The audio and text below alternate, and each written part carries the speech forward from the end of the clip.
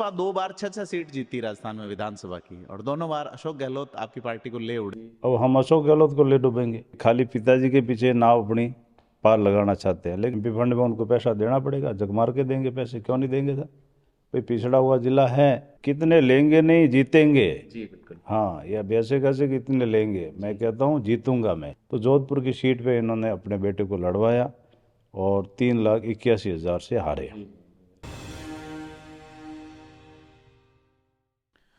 लोकसभा चुनाव 2024 में जालोर सिरोही सीट पे मामला बड़ा गर्मागर्म है। यहां पूर्व मुख्यमंत्री अशोक गहलोत के बेटे वैभव गहलोत चुनाव लड़ रहे हैं। अशोक गहलोत की राजनीतिक प्रतिष्ठा सीधे सीधे दांव पे है, और यह प्रतिष्ठा दांव पर इसलिए अधिक हो गई है कि कांग्रेस से टिकट मांगते रहे लाल सिंह राठौड़ बहुजन समाज पार्टी से प्रत्याशी हैं।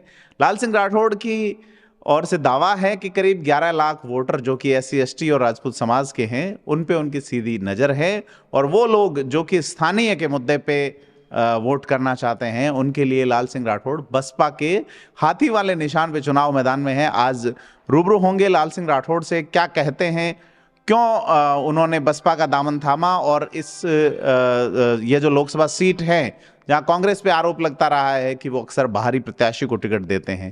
कांग्रेस पे आरोप है कि कांग्रेस का यहाँ काम संभाल रहे नेता जालोर की सुध नहीं लेते। वैभव गहलोत यह कह रहे हैं कि हम अगर आए तो कायाकल्प कर देंगे। क्या लगता है? लाल सिंह जी, बहुत बहुत धन्यवाद हमें अपने व्यस्ततम समय में से समय देने के लिए। क्या एजेंडा है आपका बेसिकली? देखिए, अभी आप फरमाए कि वैभव गहलोत आएंगे तो हम जालोर को समन कर देंगे। भाई इनके पिताजी 15 साल मुख्यमंत्री रहे, तो 15 साल में समन करना था। इन्होंने 15 साल में समन क्यों नहीं किया? जी ठीक है ना, ये मेरा तो यही कहना है कि भाई मतलब अभी बारी प्रत्याशी है, और जालोर की जनता की जो भावना है जालोर सिरोही की, कि वो बारी प्रत्याशी को लायक नहीं कर रही है। जी। ये बात है मेरे सामने। बसपा का जो पिछली बार चुनाव नहीं लड़ा 2019 में, 14 में लड़ा, पहले भी लड़ते रहे, तीसरा विकल्प बूटा सिंह ने भी दिया था। तो यहाँ आपको क्या लगता है, आपका क्या परिणाम आप मानते हैं, कितना क्या आप वोट गेन करेंगे? देखो, मैंने 10 दिन तक मतलब मैं ये सारा गेम देखा था। जी। तो मुझे इलेक्शन लड़ता या नहीं लड़ता, लेकिन जालोर की जनता की जो भावना मैंने देखी, जैसे मतलब मैं रोज़ लोगों के फ़ोन आना, उधर से उधर लोगों ने सबने मीटिंग करवाना, बुलाना, ये सारी चीज़ें मैंने देखी। तो मैंने सोचा यार जनता की भावना तो पक्की है कि न तो बारी को लाइक कर रहे हैं और न मतलब मैं एक ही कास्टिंग को लाइक कर रहे हैं। ये मैंने देखा, तो इसलिए मतलब मैंने ये देखा कि भाई यार ये मतलब मैं अभी जनता मतलब स्थानीय को सारी है, तो स्थानीय के मुद्दे पे मैं चुनाव लड़ रहा हूँ और विकास के मुद्दे पे चुनाव लड़ रहा हूँ। तो जालोर ने आज तक मतलब एक भी 4 लाइन टच नहीं किया है। जालोर में आज भी एक भी कंटेनर यार्ड नहीं है। नर्मदा का पानी लगभग 25-30 साल हो गया मतलब मैं गुजरात से राजस्थान में आए हुए, लेकिन आज भी घर घर तक नर्मदा का पानी नहीं पहुंचा है। और शिक्षा की बात करें तो जालोर की जैसे कॉलेज देख लो, जिसमें करीबन 45 का स्टाफ होना चाहिए, टीचर मतलब में सारे, तो लेकिन आज भी वहाँ 10 से 11 से ज़्यादा स्टाफ नहीं है। तो जालोर सिरोही लोकसभा सीट पे कांग्रेस जो 20 साल से चुनाव हार रही है, भाजपा जीत रही है 20 साल से, 15 साल से ये सीट अनारक्षित है, चौथा चुनाव अनारक्षित के नाते लड़ा जा रहा है। तो आप ये देखिए कि क्या मानते हैं यहाँ पे कि मौका जो है वो जनता किसको चुनेगी? मेरा सवाल वही है कि आप अपना आंकड़ा क्या देख रहे हैं? देखिए, कांग्रेस सीट जिताना चाहती ही नहीं है। भाई 2009 में देवजी पटेल को दिया तो सिंधिया भी पटेल थी। यदि उसकी जगह मतलब मैं कहता हूँ यदि राजपूत को दे देती, देवासी को दे देते, ब्राह्मण को दे देते, पुरोहित को दे देती कांग्रेस, तो मैं कहता हूँ कि ये सीट मतलब उस समय ज़रूर कांग्रेस जीतती थी। लेकिन माने अशोक जी गहलोत को ये सीट जीताने कभी जीतने नहीं देनी है। इनका यही है कि भाई यहाँ से मेरे बेटे को लड़ाना है। तो इस सीट पे इनकी पहले से नज़र थी, इसलिए आपने देखा होगा तो दोनों जातियों को दे दिया। तो इसके ऐसे कंडीशन में बूटा सिंह बीच में आ गए। फिर आपने देखा होगा 2014 की बात करें तो 2014 में भी इन्होंने भारी प्रत्याशी मतलब ला करके लड़ा दिया, उदयलाल जी आंजना, जबकि उदयलाल जी की तो इच्छा भी नहीं थी मेरे ख्याल से, क्योंकि इनको ये सीट खाली रखनी थी हमेशा के लिए कि भाई कब तक ये खाली रहे सीट और एक बार मेरे बेटे को लड़ाना है। तो पिछली बार तो अब से भी इन्होंने पिछली बार पूरा मूड बना दिया था, लेकिन इन्होंने सोचा यार चलो मतलब मैं जालोर से मेरे लिए जोधपुर की सीट से सेफ रहेगी, तो जोधपुर की सीट पे इन्होंने अपने बेटे को लड़वाया और 3,81,000 से हारे। यही स्थिति रही थी। अ, आपका क्या वोट गेन रहेगा? आप क्या मानते हैं कितने वोट ले लेंगे आप? देखिए मेरी कितने लेंगे नहीं, जीतेंगे। जी बिल्कुल। हाँ, या वैसे कैसे कितने लेंगे, मैं कहता हूँ जीतूंगा मैं। जी आज SC ST के वोट हैं 8 लाख, जी ठीक है ना। राजपूत तो क्षत्रियों के वोट, जैसे राजपूत मतलब 3 जात बोलते हैं, तो क्षत्रियों के मतलब तकरीबन 4 लाख वोट है, 12 लाख वोट हैं। और अभी 3 भाग में आप वोट बांट लो तो मैं कह रहा हूँ कि मैं जीत रहा हूँ आज की तारीख में। जी। लाल सिंह जी, आपने फरमाया जैसे कि बसपा का विचारधारा वाले वोट जो है, बसपा 2 बार 6-6 सीट जीती राजस्थान में विधानसभा की, और दोनों बार अशोक गहलोत आपकी पार्टी को ले उड़े। अभी आप बसपा में हैं, तो क्या सोचते हैं, आपकी पार्टी क्या सोच रही है? बस देखिए जी, अशोक गहलोत साहब हमारे बसपा को ले डूबे, अब हम अशोक गहलोत को ले डूबेंगे। हाँ, ये तय है, ठीक है ना भाई। इन्होंने हमारी पार्टी को ख़त्म किया, इन्होंने हमारी पार्टी ने इनकी सरकार बसाई थी और उन्होंने हमारी सरकार को बहुत नुकसान पहुंचाया है, लेकिन इसका खामियाजा अब भुगतना पड़ेगा उनको। जो SC ST की जो विचारधारा है, विचारधारा की बात करते हैं, भीमराव अंबेडकर की विचारधारा या कांशीराम जी की या मायावती जी की, तो ये पार्टी ग्रो हो रही थी राजस्थान में, और फिर चादर खींच लेते हैं हर बार अशोक गहलोत।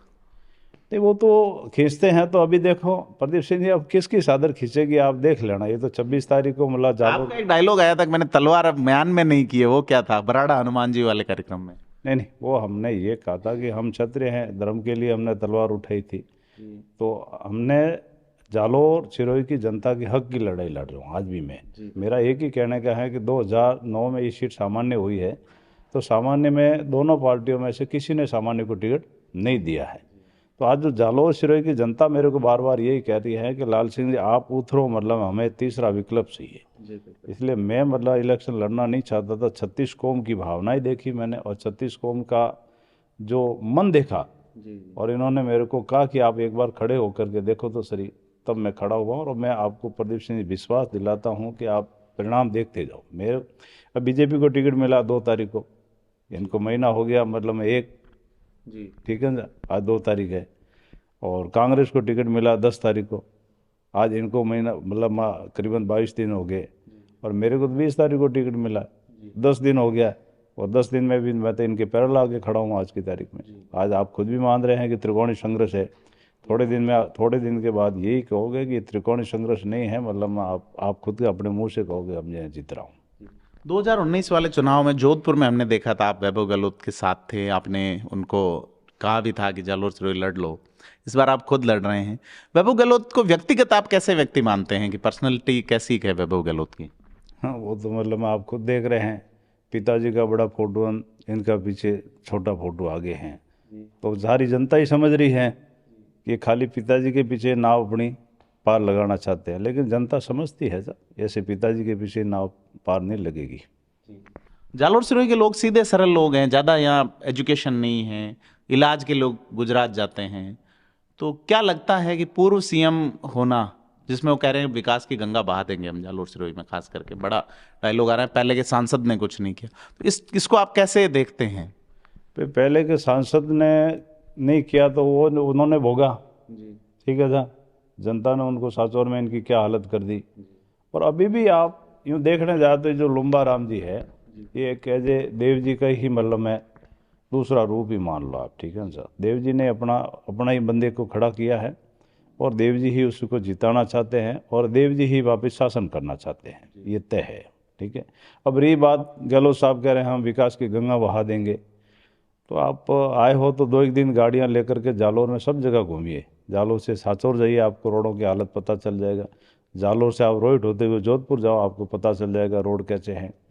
तो जगह जगह जो मतलब में देखो, आदमी को 5 चीज़ की मूलभूत आवश्यकताएं होती हैं: बिजली, पानी, शिक्षा, चिकित्सा और रोड, ठीक है ना।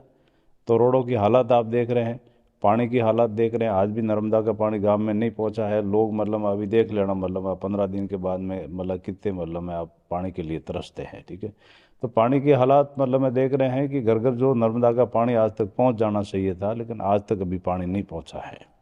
और रोडों की हालात देख लो, जालोर से जालोर से मतलब आप उधर बोलते जसवंतपुरा होते चले जाओ तो 2 जगह टोल लगता है। इस रोड की हालत क्या है आपने देखी? जालोर से मतलब में आप बादराजन होते हुए मतलब रोड चले जाओ तो रोड की हालात क्या है। ये जो विकास की बातें करते हैं तो विकास खुद देख ले, इस रोड से चल के तो जालोर का विकास तो दिख जाएगा आपको। सीएम रहते ही इन्होंने काम नहीं किया, मतलब टोल रोड है ज्यादातर तो यहाँ।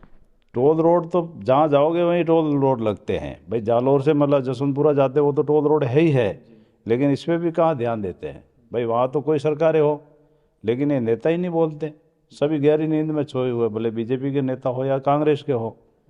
और उधर मतलब में इनके उदयलाल जी आंजना का ठेका था।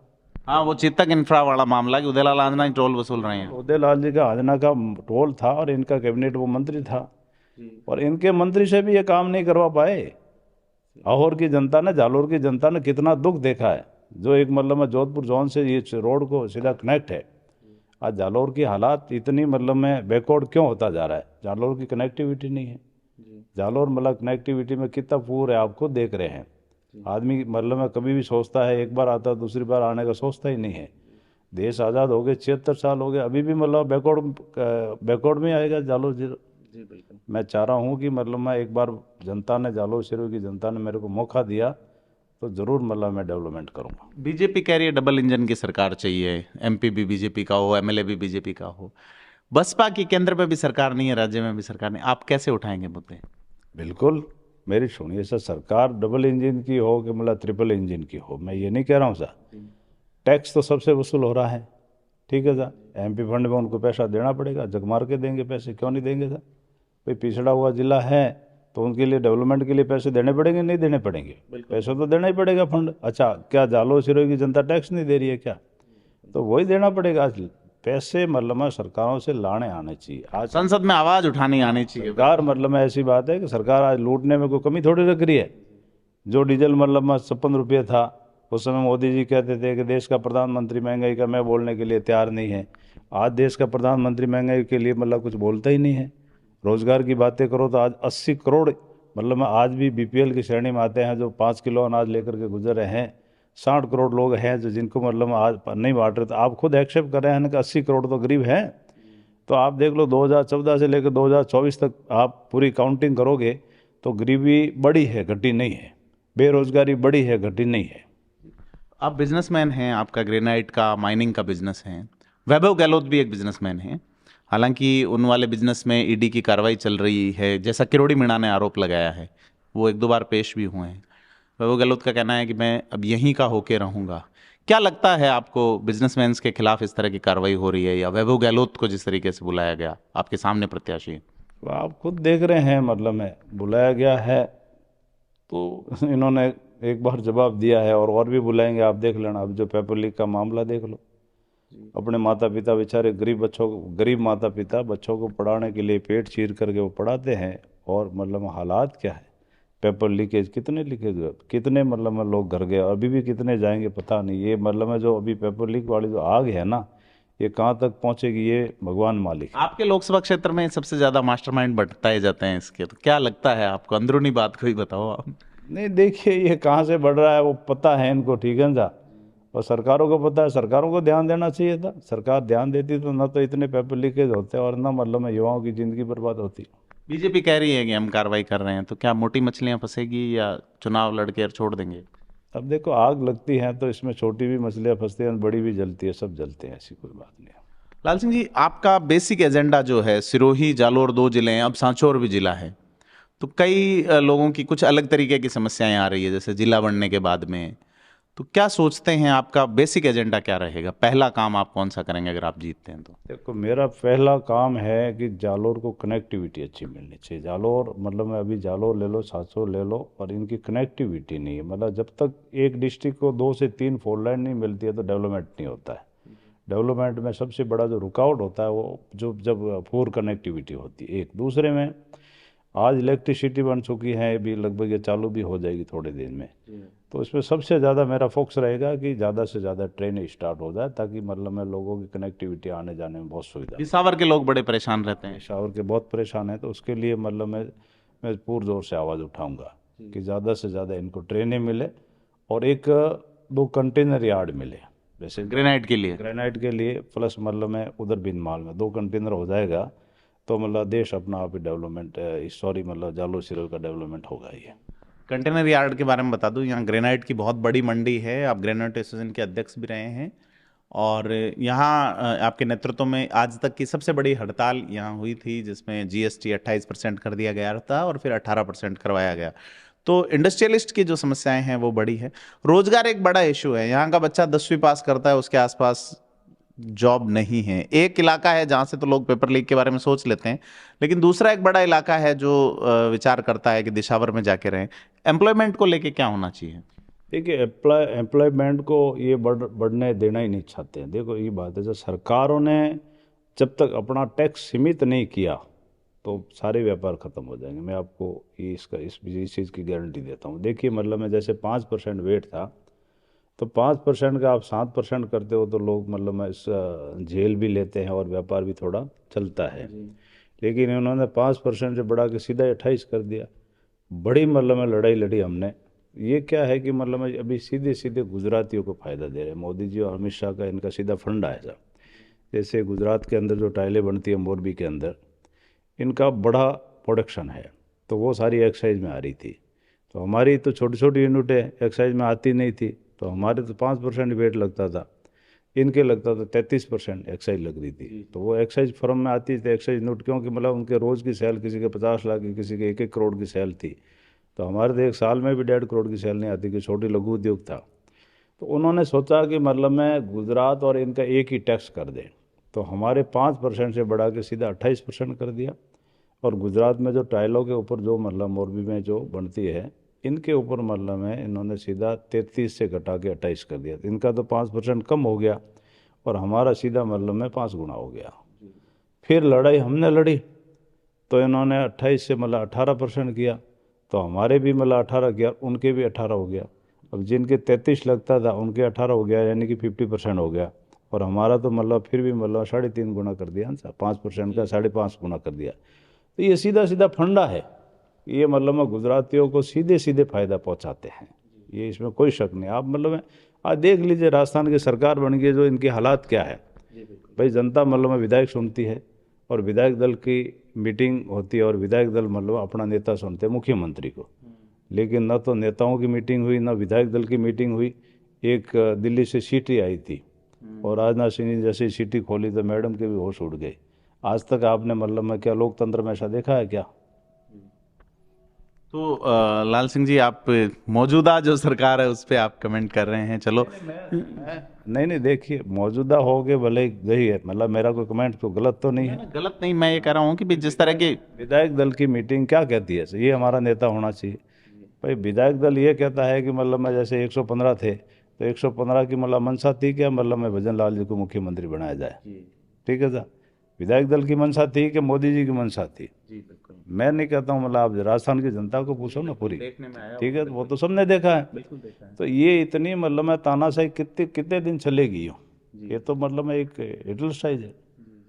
तो बसपा से प्रत्याशी हैं, जालोर सिरोही सीट से, डेवलपमेंट की बात कर रहे हैं और आप इंडस्ट्रियलिस्ट हैं और साथ ही आप पहले कांग्रेस से टिकट मांग रहे थे, अब बसपा से आप प्रत्याशी हैं। आज आपने नामांकन भरा है जालोर सिरोही सीट पे और अपने तमाम विचार हमें बताए। लाल सिंह जी, हमसे बात करने के लिए बहुत बहुत धन्यवाद। मैं एक कहता हूँ प्रदीप सिंह जी, सबसे बड़ी बात है कि आज की तारीख में दोनों पार्टियों से जालोर सिरोही की जनता नाराज है। मैं आपको घर में कह देता हूँ, ठीक है सर। और ये नाराज़गी आप देख लेना धीरे धीरे कितनी बढ़ेगी। इसलिए मैं ये कहता हूँ, इन दोनों की नाराज़गी का मुझे अच्छा फ़ायदा मिलेगा और जनता मेरे पक्ष में है और मैं ज़रूर जीतूँगा। हमारी शुभकामनाएं आपके साथ हैं। बहुत बहुत धन्यवाद।